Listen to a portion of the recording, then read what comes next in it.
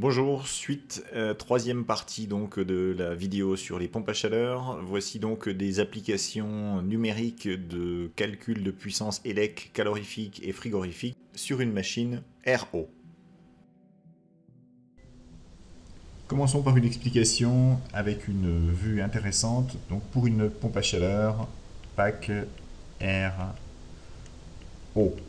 Alors, document intéressant qui est extrait de fascicules vendus au caustique. Donc le doc, je vous précise, c'est sur le caustique.com. Vous y trouverez votre bonheur. Là, les différents composants dont on a déjà parlé, on va essayer de les retrouver donc dans l'ordre. On avait parlé du compresseur, du condenseur, je vais vite, du détendeur, les quatre éléments essentiels, et l'évaporateur. Donc compresseur, condenseur, détendeur et vapeau. Le compresseur, où est-ce qu'il se trouve? Eh bien, à l'extérieur, sur notre unité extérieure qui se trouve ici. J'ai dans cette unité extérieure le compresseur, l'évaporateur. Je vous rappelle que le rôle de l'évaporateur, c'est de prendre la chaleur, donc il est forcément dehors, et le détendeur. Voilà ce que l'on trouve sur l'unité extérieure.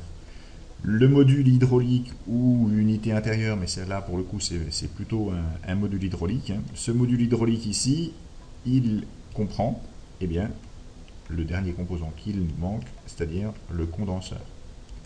Son rôle étant de restituer la chaleur dans la maison. Alors, entre notre unité extérieure et ce fameux module hydraulique, j'ai des liaisons frigorifiques. Liaison frigorifique, donc que l'on retrouve sur la gauche du module hydraulique. Et puis, vous l'avez compris, mais sur la droite, j'ai de l'hydraulique, ça s'appelle donc le module hydraulique, et l'hydraulique, je retrouve cette hydraulique de la sortie de mon module hydraulique pour aller vers mon collecteur de plancher chauffant. Et évidemment, tous les planchers chauffants qui sont représentés dans cette petite vue. Les différences de température, on l'avait vu, c'est-à-dire le régime d'eau et puis la température extérieure, mais on peut le repréciser très rapidement. On avait dit qu'il y avait par exemple, s'il fait 0 degré à l'extérieur, je vais avoir une température de -7 au soufflage. J'ai bien enlevé de la chaleur. Et puis on s'était donné un régime d'eau de mémoire de 40 degrés pour le départ du plancher chauffant. Et puis retour avec un delta T de 35 degrés. Voilà, et avec ça, on va faire quelques calculs dans la diapo suivante. Alors voyons maintenant avec un schéma un peu plus technique, mais qui reste quand même un schéma de principe, quelques calculs. Donc ce schéma-là, en passant, c'est un schéma extrait des docs PACT, ou RAGE, règles de l'art, Grenelle de l'environnement, ou programme d'action pour la qualité de la construction et la transition énergétique. Si vous tapez schéma tech, PACT ou RAGE, vous trouverez ça assez facilement sur Internet. Il y a des documents qui sont très bien faits. Donc, on a dit qu'on allait détailler la symbolisation de ce schéma, mais vraiment très rapidement, la partie hydraulique, je ne veux pas insister dessus. Sur notre pompe à chaleur, on retrouve en symbole donc l'évapo qui est donc sur l'extérieur et le condenseur qui est sur la partie intérieure, donc qui va nous permettre de restituer la chaleur. Admettons, on va repartir sur les valeurs que l'on a vues tout à l'heure, à savoir un départ à 40 degrés et un retour à 35 degrés.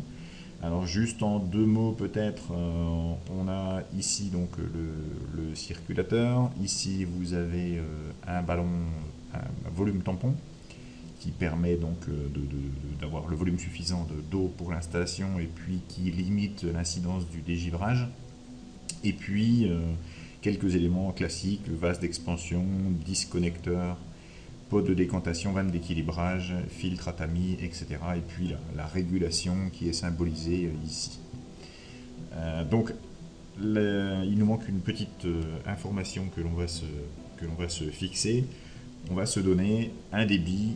Admettons que notre régule nous indique un débit de, je mets QM, c'est un débit de masse, débit massique, de 30 litres ou kilogrammes, je vais mettre 30 litres, débit volumique, par minute.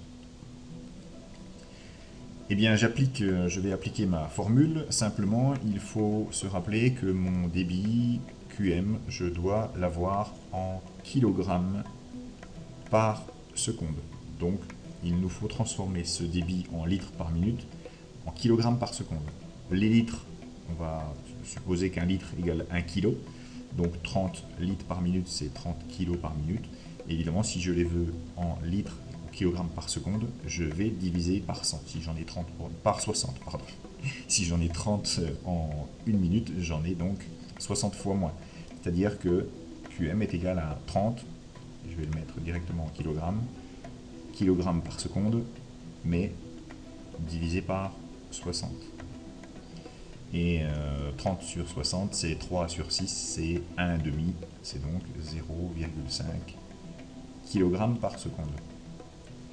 Le delta T, c'est donc delta T ou delta θ, l'écart de température entre le départ et le retour. Donc c'est donc 40 moins 35 égale 5 Kelvin ou degrés Celsius, peu importe.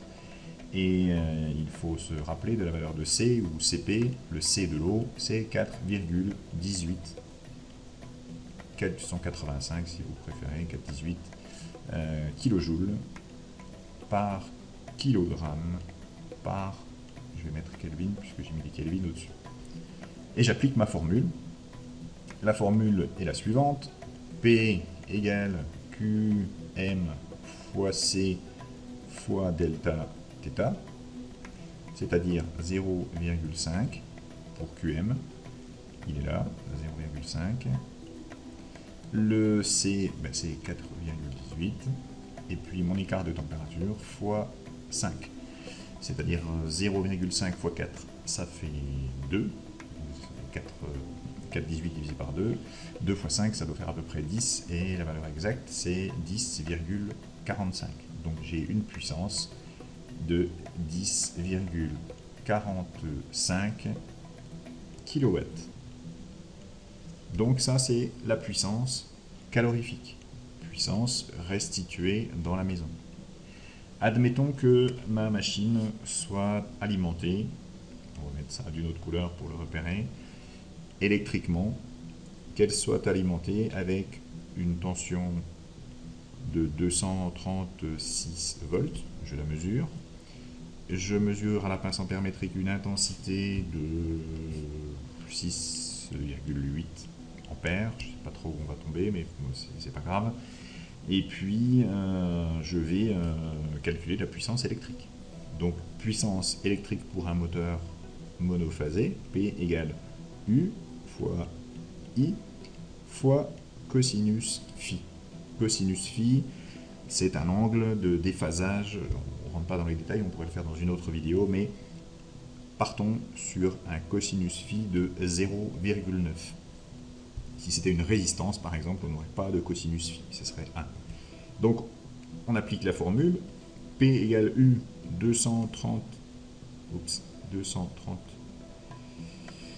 vais y arriver, 236 fois 6,8 fois 0,9.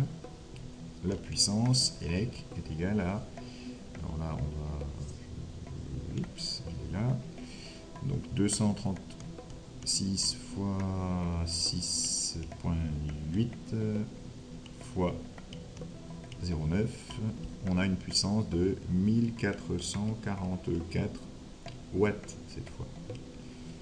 Alors qu'est-ce que je peux faire avec ça? C'est évidemment ça, c'est la puissance élec, absorbée. Je peux calculer le COP.